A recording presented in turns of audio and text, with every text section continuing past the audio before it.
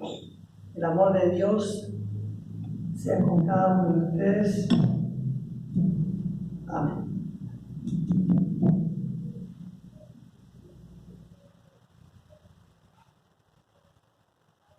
Creo que, sobre todo cuando participamos de algún velorio, creo que escuchamos mucho ese anhelo, deseo, de que el ser querido que falleció esté en un lugar mejor,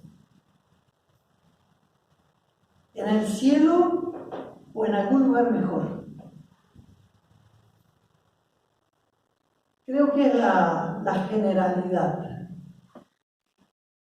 Seguro que ahora descansa, seguro que ahora está bien.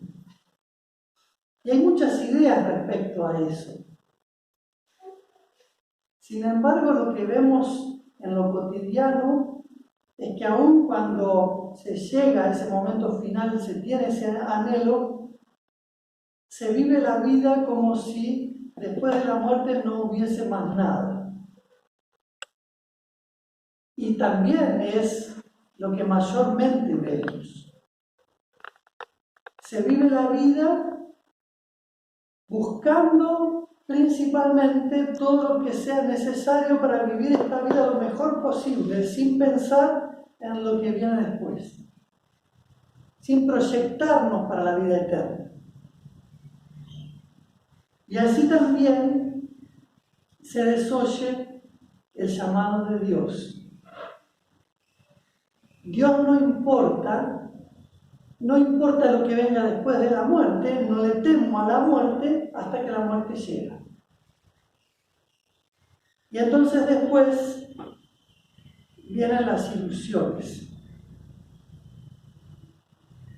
Recién escuchamos la pregunta original o que da pie a Jesús a predicar ese sermón en el Monte de los Olivos. ¿Qué señales habrá? ¿Cuándo será el fin del mundo y cuándo será tu venida? Y Jesús, por supuesto, y eso lo sabemos bien, no da precisión acerca del día y la hora. Al contrario, dice, del día y la hora nadie sabe, ni el Hijo, ni los ángeles, ni el Hijo, solo el Padre. ¿Qué sería del mundo si Jesús hubiese dado precisiones? ¿O para qué buscamos precisiones de cuándo será el fin? ¿No será que también usaríamos esas precisiones para especular? Total falta. Tengo tiempo. Hay tiempo para prepararse. Pero lo que Jesús dice en este sermón, y muy enfáticamente, es que el día llegará como ladrón en la noche, en el momento que menos esperamos. Y por lo tanto, tenemos que estar preparados. El Señor vendrá repentinamente. Y cuando Él venga, ya no habrá tiempo de cambio. Escuchamos los domingos anteriores varias parábolas, y a través de parábolas el Señor nos iba mostrando, nos iba enseñando justamente esto, a que debemos estar preparados, atentos, alertas, y también trabajando, realizando la tarea que se nos dio para realizar, sirviendo con fidelidad. Las parábolas que vimos los domingos pasados hablaban justamente de eso.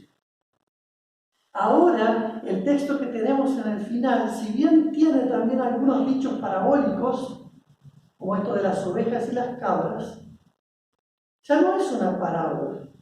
Jesús está hablando directamente de cómo va a ser ese gran día. Y tenemos el privilegio de escuchar esto, de escuchar y saber cómo va a ser ese gran día. Y el Señor nos lo hace conocer justamente también para que tengamos alegría por un lado, esperanza, certeza de su venida, y también para que estemos atentos, vigilantes y trabajando con alegría en su nombre. Dice el texto que Él vendrá rodeado por sus ángeles. ¿Recordamos cuando fue el nacimiento de Jesús? El ángel Gabriel acercándose a dar la buena noticia a los pastores, y ahí en el campo después el coro de ángeles cantando el Gloria in excelsis, decimos nosotros, Gloria en las alturas. Una multitud de ángeles. Ahora tenemos una imagen semejante, pero anunciando el retorno del Señor. El Señor viniendo en gloria, sentándose en su trono glorioso, rodeado de una multitud de ángeles. Magnífica imagen. Imaginemos la belleza de esos ángeles. Ángeles que quizá podrían estar sentados hoy acá en medio de nosotros y nosotros no los vemos. Servidores de Dios, seres espirituales, pero acá se hacen visibles, magníficos, rodeando el trono glorioso del Señor. Y la belleza del Señor, podríamos ya pensar en Apocalipsis, mucho más grandiosa todavía. Grandiosa, impactante, pero también para muchos será aterrorizante. Dice, lo verán todos, todo ojo lo verá, hasta o incluso los que lo traspasaron, dice el texto. Imagínense eso, si no hubo sincero arrepentimiento de ese acto atroz. Él que se encaminaba, porque estamos en el capítulo 25 del Evangelio, y cuando entramos en el capítulo 26 ya viene todo el relato de la pasión y muerte de Jesús. Él que se encaminaba a su pasión, a la cruz, que iba a hacer o a enfrentar el tribunal de los hombres, el máximo tribunal de su época.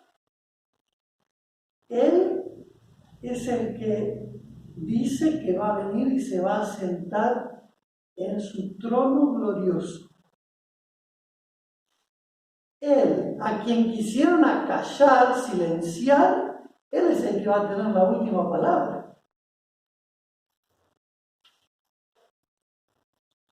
Y dice también el texto que todas las naciones serán presentadas delante de él. En el capítulo 24, un poquito antes, Jesús dice que serán los ángeles los que reunirán a todas las naciones. Y si vamos a otros textos de la Escritura, naturalmente no está hablando aquí solamente de los que estén vivos todavía en ese momento, sino también de los que hayan muerto, ¿no? Todos serán reunidos, los ángeles como servidores del Señor, trayendo a la presencia de Él a todos, creyentes e incrédulos. Y el Señor separará a unos de otros. Él dirá, vos a la derecha, vos a la izquierda. Separará las ovejas de las cabras. Él es el buen pastor, Él es el pastor de Israel, como decía Ezequiel, que viene a buscar a sus ovejas. Y Él es el Rey. Él mismo se llama Hijo de Hombre y Rey. Él es el cumplimiento de las profecías y Él también es el que tiene todo poder y autoridad. Y digo, cuánta confianza nos da eso también, en particular en estos días, como decía al comienzo, que vemos algunas de esas señales que anuncian que los tiempos se acercan.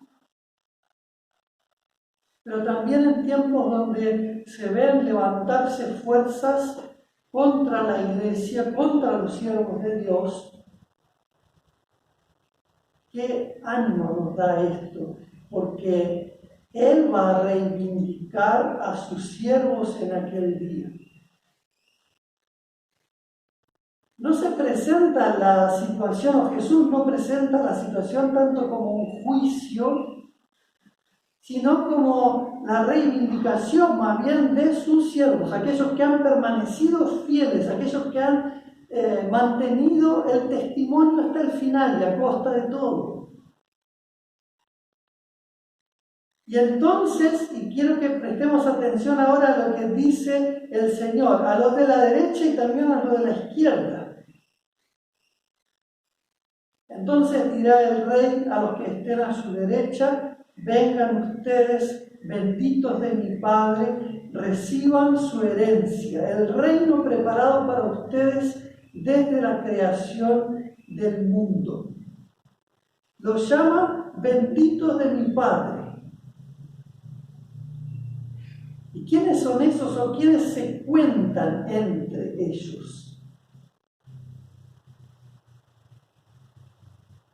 ¿Quisieras contarte entre ellos? Creo que por eso estamos acá, ¿no? Yo quiero contarme entre ellos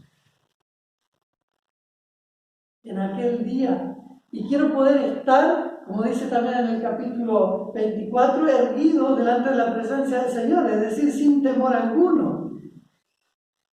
Y quiero ver su mirada mirándome y diciéndome esas palabras: ven, bendito de mi Padre. Y sentir la paz que se va a sentir en ese día, porque ya todos los enemigos van a haber sido destruidos, ya no va a haber más temor, toda lágrima va a ser secada para siempre, y ya lo que resta es gloria. Si el nacimiento de Jesús partió la historia en dos, este momento va a partir la historia definitivamente en dos. Ahora, a partir de ese momento, ya no va a haber más riesgo, peligro, dolor ni sombra de muerte. Todas las cosas van a ser, la obra de la salvación va a haber sido consumada. Y yo quiero también tomar posesión de esa herencia que dice Jesús se ha preparado para ustedes desde la creación del mundo. El Señor ya tenía previsto antes de la caída, según se entiende por los textos, esa obra de salvación de la humanidad, de cada uno de los seres humanos, de todos los seres humanos, porque cuando el Señor obró poderosamente, obró por todos los seres humanos.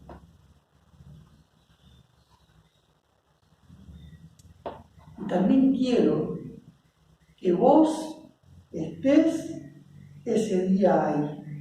Quiero estar y quiero que estés. Y quiero que juntos podamos celebrar ese momento. Y por eso predicamos y por eso anunciamos. El Evangelio del Señor Jesucristo corrió por el mundo entero y sigue corriendo y nos alcanzó. Y tenemos esa gran bendición. Nos ha alcanzado esa buena noticia del perdón de Dios. Que Dios quiso reconciliarnos con Él por la muerte de su Hijo. Y ese Evangelio viene corriendo y corre a través de nosotros para alcanzar a muchos más. Pero también está en el texto la palabra que Jesús dice a los de la izquierda. Apártense de mí, malditos, al fuego eterno preparado para el diablo y sus ángeles.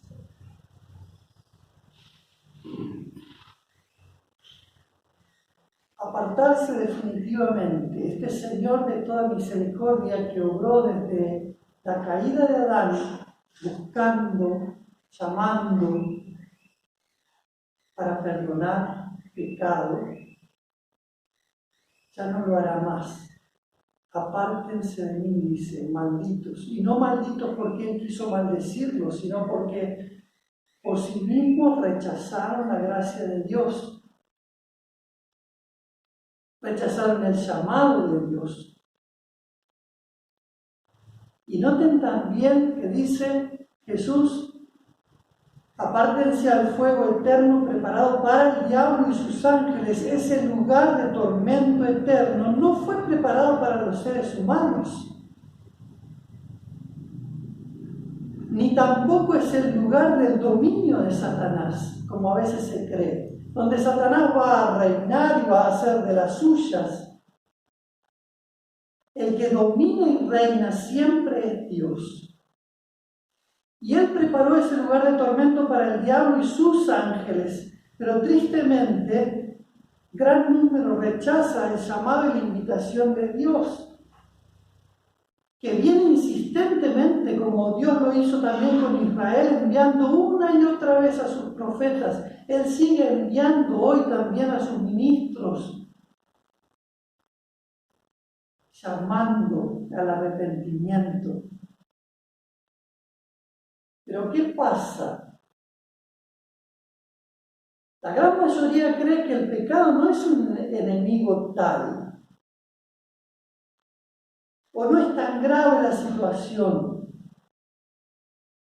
En definitiva, yo no soy tan malo como otros. Entonces no se da debido peso al pecado, pero la palabra de Dios dice que todos hemos nacido heredado el pecado de Adán y por lo tanto merecemos la ira de Dios. Dios no quiere que su ira caiga sobre nosotros, por eso nos corrió cuando su rayo de ira cayó y puso a su Hijo ahí en ese lugar, en la cruz del Calvario, para que Él tomara nuestro lugar y muriera por nosotros. El pecado sí es un enemigo feroz, y en las cartas del apóstol Pablo lo vemos así claramente. El pecado es un enemigo feroz, el diablo es un enemigo feroz, nuestra carne, el mundo son enemigos nuestros, y la muerte, el último enemigo a ser vencido, es un enemigo feroz. Pero Cristo los ha vencido a todos.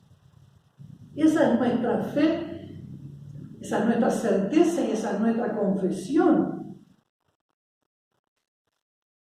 Y también muchos desprecian a este Dios y prefieren seguir sus propias religiones, religiones de hombres, o ninguna religión, porque creen que, como decíamos al comienzo, después igual no va a haber nada. La palabra de Dios es muy clara respecto a esto, y sobre esto también confesamos en el credo apostólico.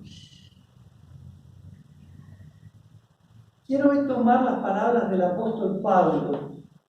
Él escribió en la segunda carta a los Corintios, en el capítulo 5, y dijo: todo esto proviene de Dios, quien por medio de Cristo nos reconcilió consigo mismo y nos dio el ministerio de la reconciliación.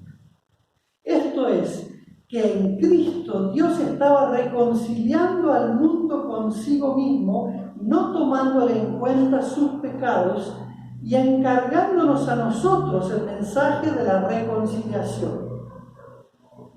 A nosotros como iglesia, a nosotros especialmente a los pastores.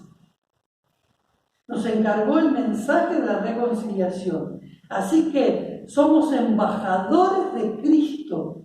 Nosotros somos embajadores del reino de Dios en el mundo.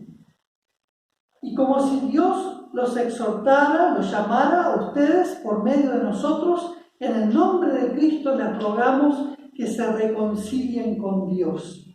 Al que no cometió pecado alguno, por nosotros Dios lo trató como pecador para que en él recibiéramos la justicia de Dios.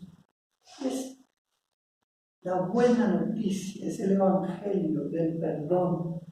Dios no quiere que nadie se pierda, sino que todos procedan al arrepentimiento y sean salvos.